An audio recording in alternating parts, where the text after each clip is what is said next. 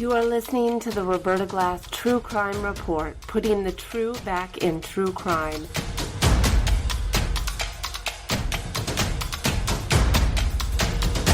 From New York City, Roberta Glass is now on the record.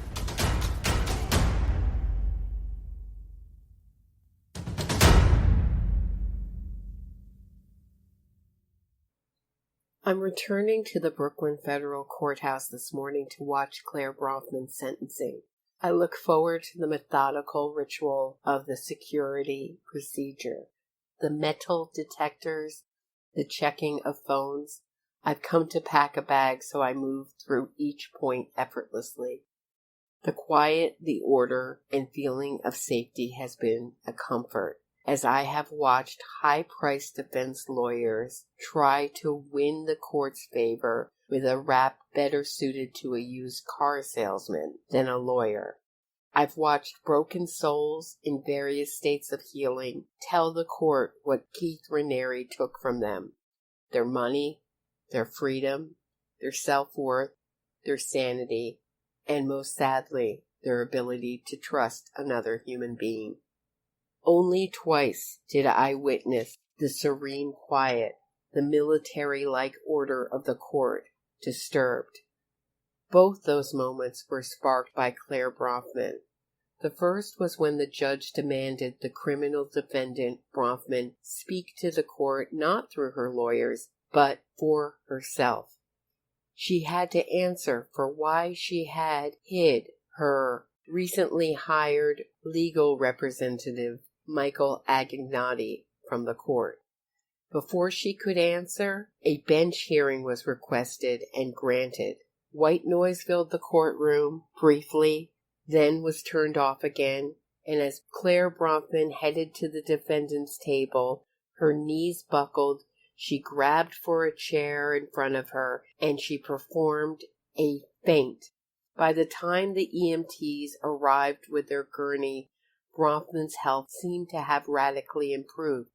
I'll never forget Bronfman jumping on the gurney in the aisle of the courtroom, sitting straight up with her legs straight in front of her, patent leather tasseled loafers, the toes of them pointing skyward. It's a vision that's burned in my brain. The second time Clare Bronfman caused disorder and frenzy was with her plea deal, where she forfeited $6+ million in restitution and pled guilty to 2 puny counts, one of credit card fraud and one of harboring an illegal alien for unpaid labor and services. The journalist shot out of the courtroom afterwards. I followed and joined the circles of puzzled faces, frenzied notebook and pen holders. Can she just do that? Can she just pay for the sentence? Everyone asked.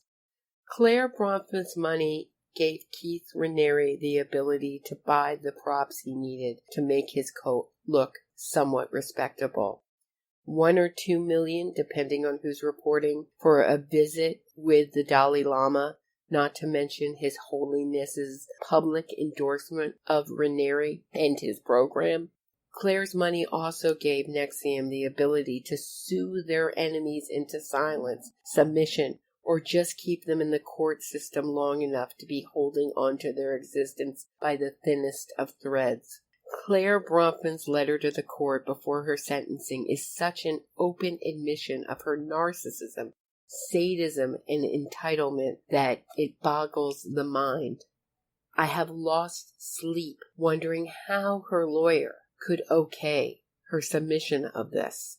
She refused to disavow NXIVM or Keith Raniere, instead insisting it helped her and many other nameless, faceless people for the better. Never saying how, never saying who they were, how they were helped, and if that is true, they certainly didn't appear in court. In fact, Keith Raniere's defense team didn't even bother putting on a defense. Instead, the jury heard from woman after woman who had been manipulated, starved, branded, financially and sexually exploited by Raniere with Bronfman's financial help. Without Bronfman's money, NXIVM was just a small-time cult, but with her money, its diabolical and dangerous nature hid under a slick veneer, the best veneer that money can buy. It wasn't quite respectability, it wasn't quite a good reputation, but it came close.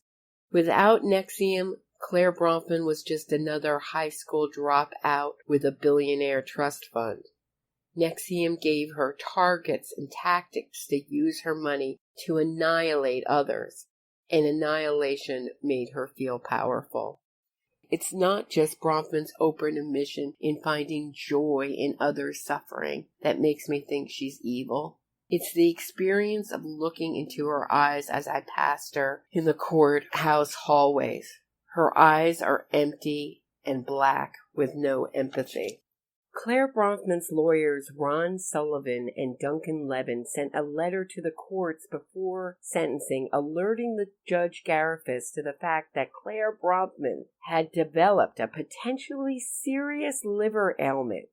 They weren't asking for today's hearing to be moved. They just wanted to inform the judge, should Clare be sentenced to prison instead of the 3 years probation they were asking for, COVID could make her health precarious.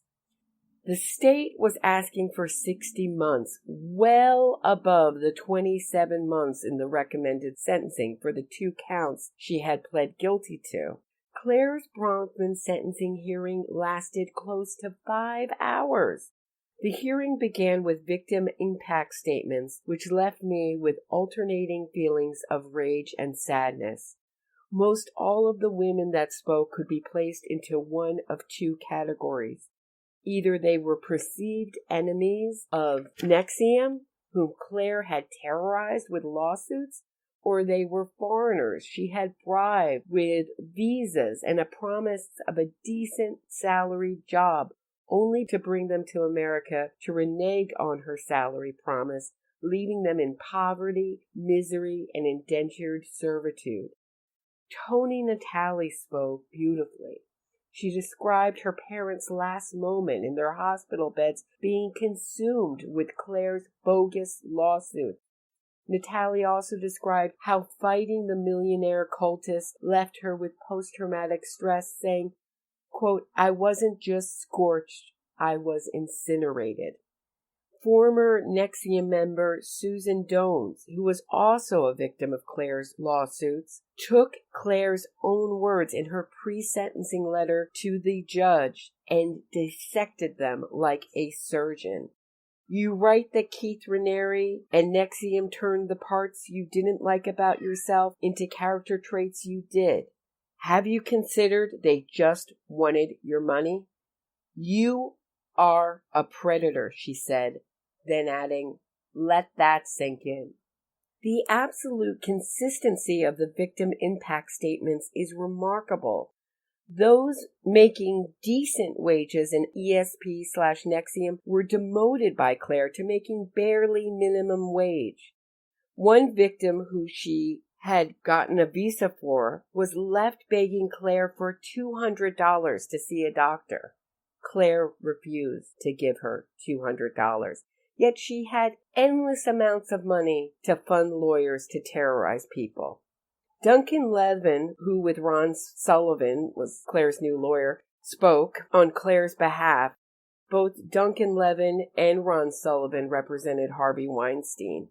Levin spoke at length about what Clare didn't know. She didn't know about DOS. She didn't know about the branding, and spoke endlessly about how Clare was just a philanthropist. She wanted to do good, repeating the phrase almost like in a neurolinguistic programming style, how Clare just wanted to help. She just wanted to do goods.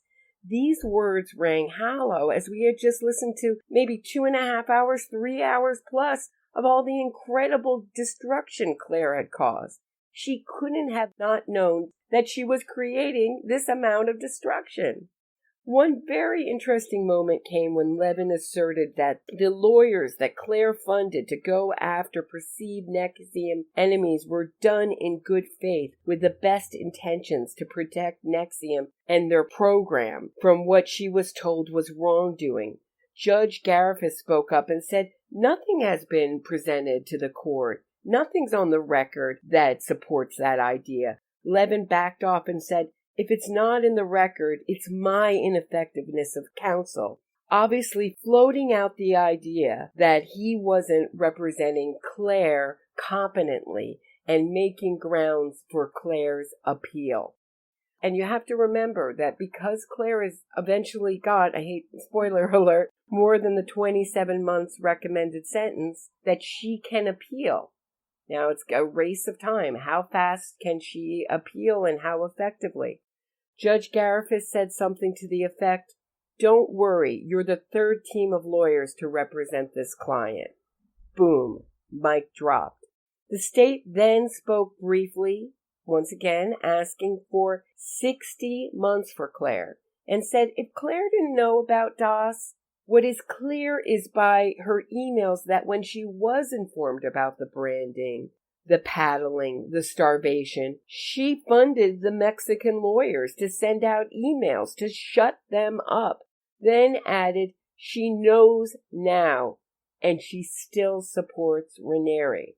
Clare Bronfman, just looking so sick in wide-banded elastic sweatpants and a cotton t-shirt, stood up and said she was thankful for the people praying for her and that they see goodness in her, and she hopes the judge sees some goodness in her that those praying for her do. And then she also thanked those who wrote support letters for her, mostly NXIVM members. And she also spoke directly to Jane Doe 12, the foreigner who she exploited for free labor, saying she was so sorry and she considered her a friend. And right before Judge Garifas read out his sentencing memorandum, he called out Clare for her apology to Jane Doe number 12. And these are my words, not his.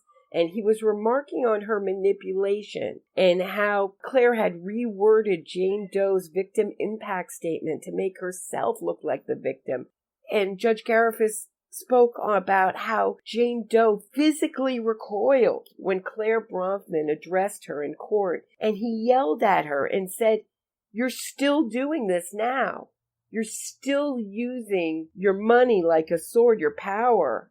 I'm not sure if that's his exact words, but that's sort of the gist of it. And then he just took a pause and stuck his finger out and said, "This judge isn't blind." It was a goosebump moment.